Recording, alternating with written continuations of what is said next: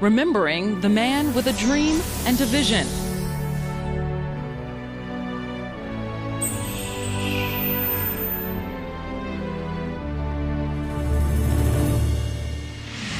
A father, leader, and Nobel Peace Prize winner. Watch this guy. I had never in my life seen anybody with that much control over folk. I mean, he literally picked folk up out of those pews and sat them down at will. And all of a sudden, seemed like chill bumps came all over my body. Celebrating the woman inspired to keep that historic legacy alive. A mother first, then activist. Mrs. King always had this vision in her head that there was going to be a large facility where people could come and study Dr. King's teachings. Now we must have the will to act. At the end of the day, when you do things for others, you are rich. You feel empowered. You feel like a billionaire when you walk out of the door because you can think about, okay, I'm creating history here. I'm continuing a legacy. Remember, celebrate, act. King's legacy of courage for our world. Since 1968, the King Center's mission has centered around Dr. King's 6 principles of nonviolence and 6 steps to nonviolent social change. You know, nobody forced me to do it. Nobody forces me to do it. I'm not doing it because maybe that's what people expect. I'm actually doing it because I love to do it. You know, I believe in it. More police are working their way out into the crowd. They're pushing everyone back. It is an incredibly chaotic scene right now. The police shooting in Ferguson, Missouri brought back painful memories for those who marched with Dr. Martin Luther King Jr. When I did see it, I really compared that particular day with March the 7th, 1965, on the Edmund Pettus Bridge in Selma, Alabama. The King Center took Nonviolence 365 to Ferguson, to a new generation.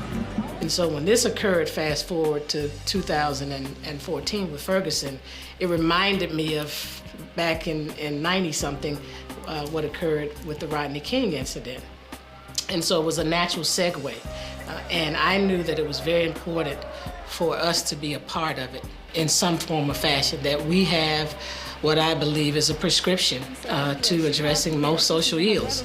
We were able to go in and shine some light and take community members, police officers, educators, other professionals in the community, and actually take this light and this teaching in Nonviolence 365 and say, hey, there's a different way to deal with these issues, but it's not just a matter of this situation. You have to want to live it, because even when this dies down and we move to the next thing, how can we live nonviolence? You don't stop fighting in Kenya nonviolence, you just change your weapon. Charles Alphin coordinated the Ferguson response. He's also a retired police captain from St. Louis. The goal was to look at what we felt was an injustice and put it through the courts to make sure it was fair. Grand jury decides what's our first steps. From police officers. I know it's been tough on the community, but it's also been tough on the law enforcement community. You know, I just don't want people to be judged by a uniform that they wear. To former gang members. Anything built off of something wrong, you ain't gonna never get it right. Dr. King's principles and prescription of nonviolence provoked change. We can make a difference, starting even in our own families, in our neighborhoods, our churches and whatnot. So I think one-on-one, we can all make a difference. But make no mistake, Nonviolence 365 is not just about responding to a crisis.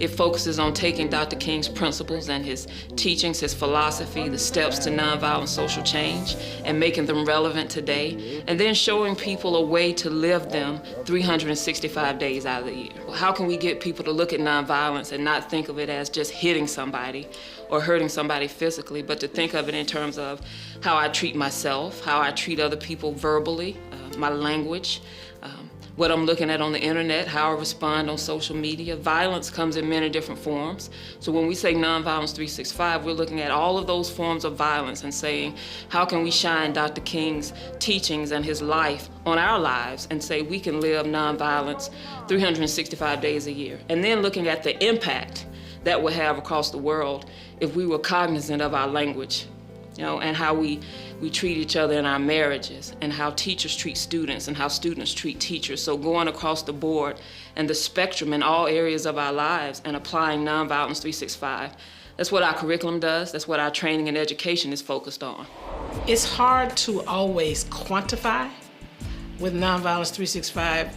We just know, number one, from the movement it works.